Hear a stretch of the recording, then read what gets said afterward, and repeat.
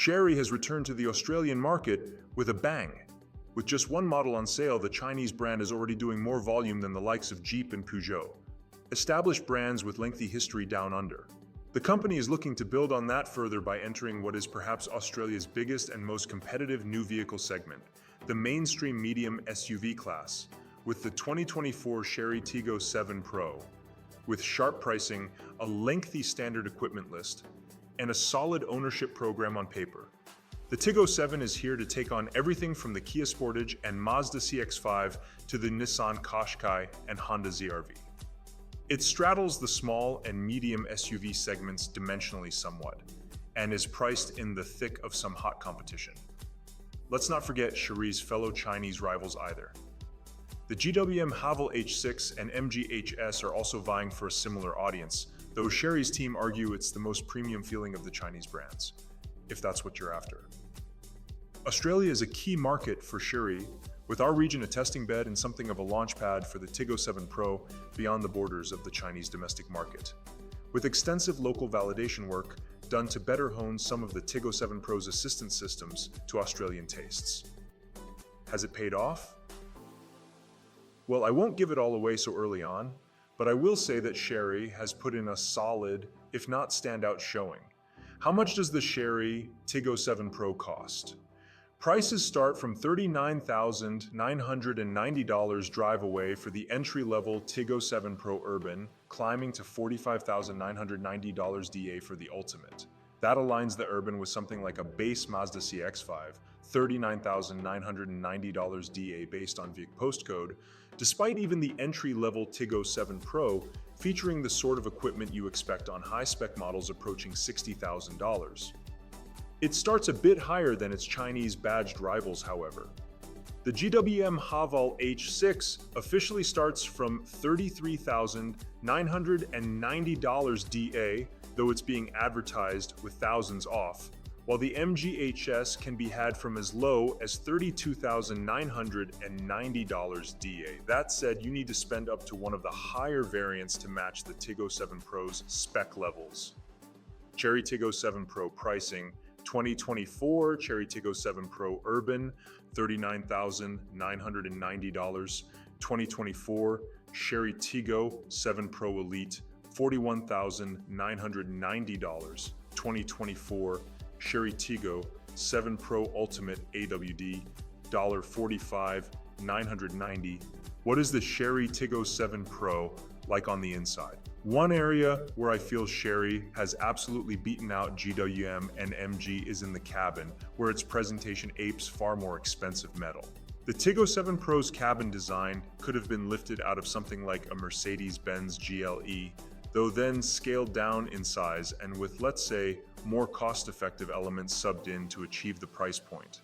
The upper sections of the dashboard and doors also receive a stitched effect leather-like trim that again looks very much like the grained leatherette trimmings offered by luxury brands, though it's not quite as nice. Acceptable given the money. All told, it definitely has wow factor. The dual 12.3-inch displays are nicely integrated and well featured, with inbuilt satellite navigation, an intelligent Hey Chery voice assistant, as well as wireless Apple CarPlay and Android Auto all standard. Poke and prod around more, and you can really feel the Mercedes-Benz influence, right down to the window switches and starter button that look almost identical to the Benz units. Even the speaker grills look like the Burmester covers used in various Mercedes models, though without the Burmester script and not quite as metal-like in feel. There's a confusing mix of trim ornamentation as well, ranging from glossy faux carbon fiber on the dashboard to a brushed effect plastic on the center console that is trying to look like aluminium, as well as textured black plastic on the doors. Not quite to my personal tastes, but it's interesting. Overall, build quality feels pretty solid, though we did notice some small squeaks in the cabin in both the Urban and Ultimate test cars driven on the launch when negotiating offset surfaces like driveways or big pothole gaps on the sides of country roads. Chery quotes 626, a minimum for the luggage capacity, expanding to a maximum of 1,672 L. It's not clear which measuring standard is used for these figures, though to my eye it appears the volume is measured to the roof. It also features a full-size spare wheel under the boot floor across the range, something of an abnormality these days. What's under the bonnet? At launch, the Tiggo 7 Pro will be available with a single powertrain option, a 1.6-liter turbocharged 4-cylinder petrol engine. Developing 137 kilowatts, 5,500 revolutions per minute, and 275 nanometers, 2,000,4000 RPM, the engine is teamed with a 7-speed dual-clutch automatic transmission which drives the front wheels in urban and elite versions, or all 4 wheels in the top-spec Ultimate. Chery claims a 9.5-second 0-100 km/h time for FWD models, and a slower 9.9 seconds for the AWD flagship. Quoted fuel consumption is 7.0 L/100 km for the Tiggo 7 Pro FWD, and 7.8 L/100 km for the AWD. Both figures are on the combined ADR cycle. We saw closer to 8.59 L/100 km on our launch drive, which is fine, but not amazing. The fuel tank measures 51 L in FWD models and 57 L for the AWD, with 95 Ron premium unleaded required as a minimum. It's worth noting that Tiggo 7 Pro's turbo petrol engine is homologated to Euro 6b emission standards, despite most mainstream rivals opting for older Euro 5 standards. How does the Chery Tiggo 7 Pro drive?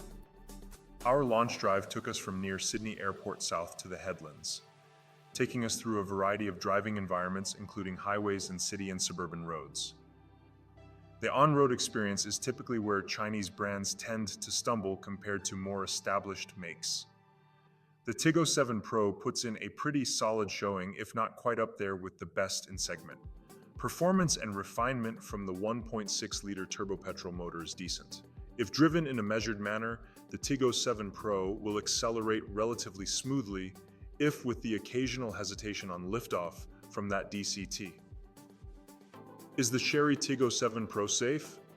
The Chery Tiggo 7 Pro has yet to be tested by ANCAP or Euro NCAP, though the company said at launch that ANCAP testing was around 80% done, with a rating hopefully to be released before the end of 2023.